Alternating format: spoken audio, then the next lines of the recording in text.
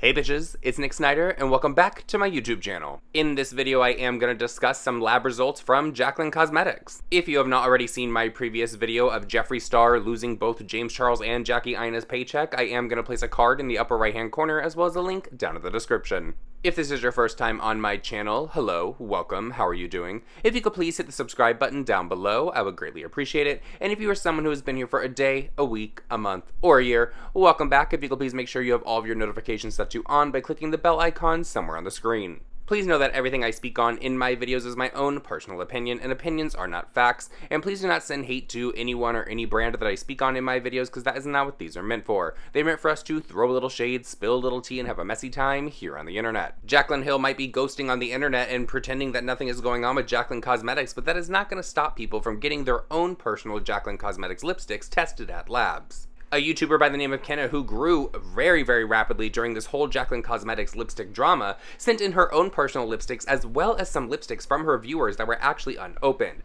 She sent them to a laboratory in Canada where she is from, and she said that she spent about 400 Canadian dollars to get these tests done on these lipsticks. Something that I find very interesting about the 400 Canadian dollars that Kenna spent on her testing is that Jaclyn, before she decided she was going to ghost on the internet and delete all of her social media, said that she was spending over $100,000 of her own personal money to get to the bottom of exactly what was going on with her lipsticks. Now, when I heard Jaclyn say that before she left the internet, I thought, girl, okay, yeah.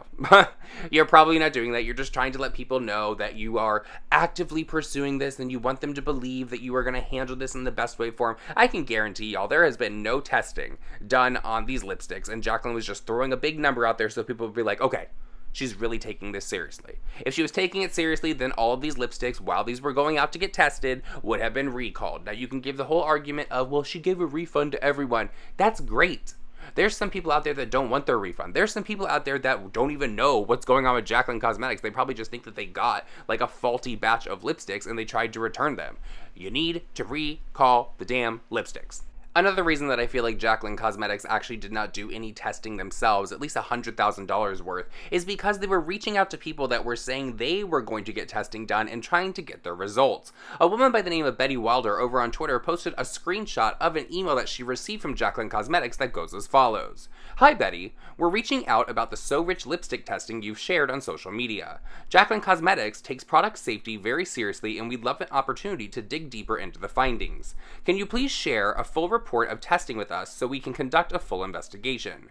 If you could also share your order confirmation with us, that would help us to better identify the lipsticks in question. Thank you so much. We look forward to hearing from you. Jaclyn Cosmetics. Betty did respond to them and said the following. I heard Miss Hill is paying hundreds of thousands of dollars to conduct her own testing. Certainly that will suffice to provide you with the answers to any questions you may have. If you have any further questions about sufficient quality control measures for future launches, you may inquire about my consulting fees. Keep it bougie, Betty Wilder. Before I go any further in this video, I do want to give a huge shout out to Surfshark once again for sponsoring this video. If you are not familiar with Surfshark, I did a sponsorship for them a few weeks ago in one of my Jaclyn Hill videos, and Surfshark is a VPN. It's a virtual private network. It basically encrypts everything you do on all of your devices, making your IP address untraceable. I personally love using a VPN because I am always gaming, I am always streaming, and honestly, there is some messed up stuff people can do to you if they get your IP address and they try to figure out and track exactly where you are. Another reason that I love VPNs is because there are some videos on YouTube as well as Netflix libraries that you cannot access when you are in the United States, and with a VPN you can literally be anywhere in the world as long as there is a port for you to connect to in one of those locations. So if I want to watch something that's over in London, like when James Charles, for example, was over there and he shut down the mall and all that when he was doing his Morphe meet and greet, there was a video on their news network that I could not watch. And luckily, I came across Surfshark, and it's a VPN, so therefore I could log on to literally be in the UK, and I was able to get that content to provide it here for you guys on YouTube. Surfshark was kind enough to give me an 83% off code as well as one free month for all of you guys if you use the code It's Nick Snyder. Now, I am not receiving a percentage advantage of that code. So if you decide to use that and get a VPN, which I highly recommend if you are doing a lot of stuff online, then know that I'm not getting a kickback. I just wanted to share this amazing offer with you guys, and this honestly is a service that I use every single day because literally my life is on my devices. Literally my phone and my laptop are always in my hands, and I would not tell you guys about something on this channel if it is not something that I actually believed in and did not use myself. So once again, thank you so much to Surfshark, and now let's get back to Jaclyn Hill's lipsticks. Ever since Kenna announced that she was going to be sending off her lipsticks as well as some other lipsticks that were sent to her for some testing, people were very excited. They were like, oh my god, we're finally going to get to know if these were actually contaminated with mold, with fungus, or what exactly is going on to these lipsticks. Now, I am sure that some people that were waiting for the results of this testing were hoping that Jaclyn Hill would go down in flames literally because there was going to be mold found in them, there was going to be fungus, and it was going to be the end of Jaclyn Cosmetics. I think that Jaclyn has done enough to cancel Jaclyn Cosmetics for all future releases, but here is Kenna explaining the kind of testing that she did, as well as the results that she received from the testing. So the microbial testing that I had done by the lab, I'm just going to cover kind of what they did and the different tests that were used and the methods that they actually used to complete those tests. So for every single sample, I had a total plate count done, which is essentially where they're just counting everything that grows within a certain swab onto an agar plate. And the method that they used is the current US Pharmacopoeia number 61. The second one is yeast and mold, and again the method is current US Pharmacopoeia 61. So the next tests are actually for specific pathogens, and they all follow the method, the current US Pharmacopoeia method number 62. And I was testing for E. coli, Staphylococcus aureus, Salmonella, and Pseudomonas aeruginosa, and these are all really common pathogens that impact human health. Alright, so now let's get into the juicy bits, which is the actual report results. So I'm going to start with the two-faced report. So if you want to pull that one up, we can walk through it together. So for the total plate count, we had less than 10 colony-forming units per gram, which is essentially nothing. So there was nothing growing on these plates. Okay, so moving on to the clear sample. Again, total plate count, yeast and mold, less than 10 colony-forming units per gram, and for all of the pathogens, they were negative. And moving on to the Jaclyn Hill Cosmetics sample number 1. Now this was opened lipsticks that I opened and another customer opened, did not use, and then were tested. But again, same thing, we've got less than 10 colony-forming units per gram for the total plate count and for yeast and mold, and completely negative for E. coli, Staphylococcus, Salmonella, and Pseudomonas.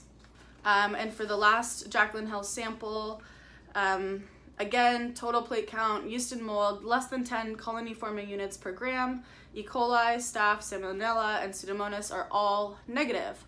So what does this mean? Well, it means that all of these samples are negative for microbial contamination as far as all of the tests that I did.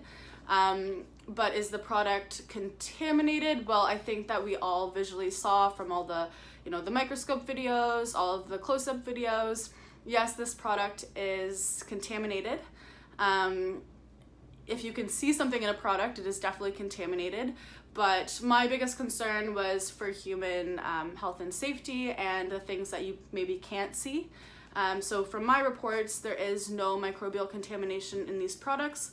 But that doesn't mean that they're not contaminated with something else, because we all saw that they are. But from my accounts, there is actually no microbial contamination in both of the samples. I think it was great that this Kenna girl did these lab results on Jaclyn Hill's lipsticks. It gives some people a little bit of peace of mind. Now, there are people out there that are like, well, did Jaclyn get to Kenna and she paid her off to come on and say that there was nothing wrong with this? Because there was some rumor and speculation going on online that Jaclyn Hill and her team were reaching out to people and threatening legal action if they decided to send their stuff in to get tested and then they released the results. Now, I do not know if that happened. I do not know if Kenna was reached out to by Jaclyn Hill. I am just going to have to go with the fact that I'm hoping that she wasn't and she's actually giving people honest and real results. I'm glad that Kenna said at the end of her video that just because she did not find the fungus and the mold growing in her lipsticks and the lab said that there was none of that, does not mean that these are not contaminated. Obviously, by looking at the photos and the evidence that people have put online, there is stuff inside of the lipsticks, which means that they are contaminated. There is little metal objects that people have been finding in them that have actually been harming people's lips. Now, I'm not exactly sure what was causing the reactions on people's lips where they were getting the big giant blisters. They didn't look like cold sores. They were literally like blisters, like, you know, like when the skin gets like a little clear and you can see like the stuff on the inside. Yeah, that's the kind that they were getting. Now, I don't know what was causing that.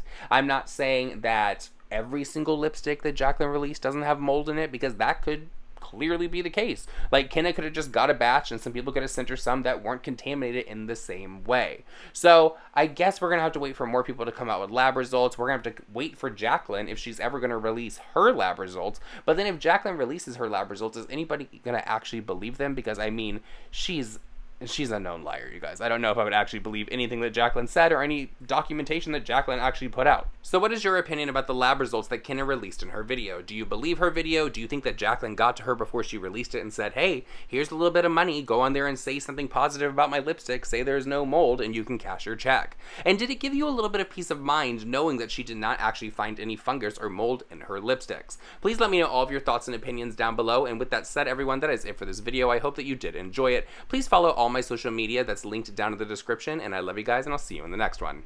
Bye.